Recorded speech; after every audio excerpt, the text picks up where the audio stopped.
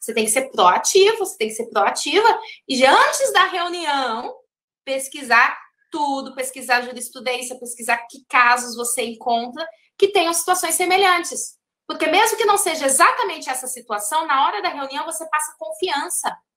Porque a pessoa começa a falar, contar o caso dela, você sabe o que perguntar, né? E você sabe contar uma história semelhante. Há casos em que a Receita Federal exige desse ou daquele jeito, porque você se preparou. É uma das coisas que a gente vai falar na jornada, hein? Um dos passos aí. Então, assim, tem que estar relacionado. Então, é importante isso. E isso tudo decorre dessa sua conscientização, dessa sua orientação, dessa sua organização para estar preparado para as oportunidades. Criar as oportunidades e estar preparado para quando elas aconteçam. Eu adorei esse finalzinho aí, porque essa questão de você decorar e você esperar modelos, aparece uma oportunidade completamente nova. O que é que a pessoa que decora ou espera modelo vai fazer? Vai esperar o modelo. Aquele cara que já sabe como funciona, como é que ele vai identificar a tese, como é que a tese se cria, ele já parte na frente. Então, enquanto aquele cara está lá esperando o modelinho, está olhando para o relógio, o cara que entende, ele cria o modelo, ele cria a tese e já está lá nos clientes. Na hora que o cara do modelinho chegar lá, o cliente já fechou com o que entende. E aí vem um outro detalhe que é passar segurança na reunião, né? Se alguém te indica um cliente e aí você que estiver simplesmente restrito a fazer coisas com base em modelos, eu acho que modelos, né, eles são parâmetros. São para, num começo, você ter um pouquinho de... que dá muita insegurança, ter um pouquinho de direcionamento, mas se limitar a isso, né? Até mesmo porque há modelos bons e modelos ruins, né? Isso te limita demais. Então, você sabe fazer, você fala assim, é alguém aqui com caso de imposto de renda e TCMD. Alguém tem um modelo de defesa administrativa? Alguém te passa. Aí você vai fazer a reunião. Aí na reunião, você vai conversar o quê com o cliente?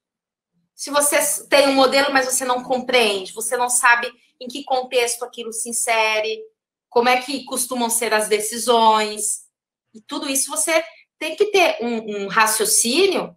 Não estou falando de você saber tudo decorado, não. Falar, meu Deus, não vou chegar nesse patamar, não vou conseguir o cliente. Mas se você já tem a consciência de que você deve buscar, seja trocando experiências com outras pessoas que estejam na sua área, o tal do networking, seja pesquisando em relação a isso, você sabe por onde pesquisar, isso vai fazer o diferencial, porque o cliente, por mais que tenha sido indicado, não vai te contratar se a hora que chegar na reunião, você simplesmente jogar o que eu falo que é o errado, os honorários para ele. Fala assim, tá bom, esse caso aqui eu vou cobrar 10 mil reais para fazer sua defesa, mais, né, 10% de prolabore. Eu falo assim, tá bom, mas em que vai consistir minha defesa? Qual vai ser a linha argumentativa que a gente vai poder seguir? Ele não vai me perguntar com essas palavras, né? Mas assim, mas tá bom, o que a gente vai defender? Né? Como é que tá a situação? Por que a Receita tá fazendo isso comigo? É um absurdo. Você tem que ter elementos para conversar antes, para poder falar, olha, eu vou examinar seus documentos, olhando essa situação aqui, eu vejo que a Receita Federal costuma fazer esse tipo de exigência descumprindo a legislação, ou porque ela toma como ganho de capital um parâmetro entre o valor que estava originalmente registrado e o valor que vale hoje, e pelos motivos A, B, C e D, isso é indevido, né? Então, assim, aí você explica para ele, para justificar os seus honorários, a gente vai fazer uma defesa, essa defesa vai ser apreciada por um órgão da própria Receita Federal, mas se por acaso não tiver ganho ali, a gente vai fazer um recurso também, que vai para um órgão em Brasília, né? Mas pode ficar tranquilo que durante o tempo que a gente vai estar fazendo essa defesa, durante esse processo administrativo,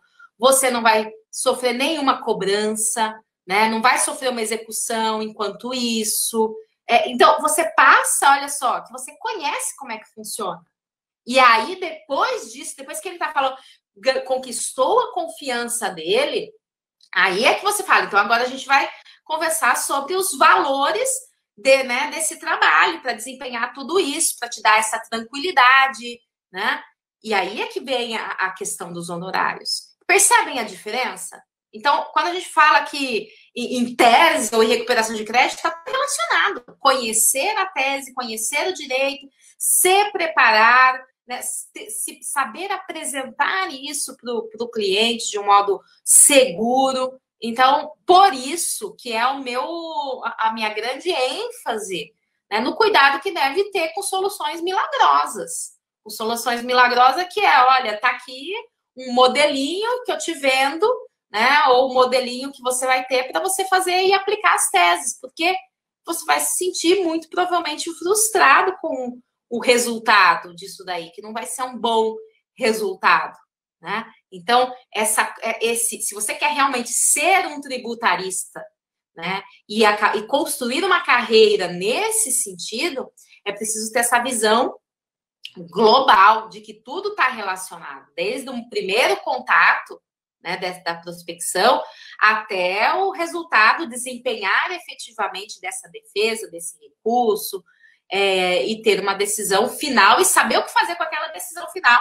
Também, quando a gente fala em recuperação de créditos, tem mais esse detalhe, professor Luiz Felipe.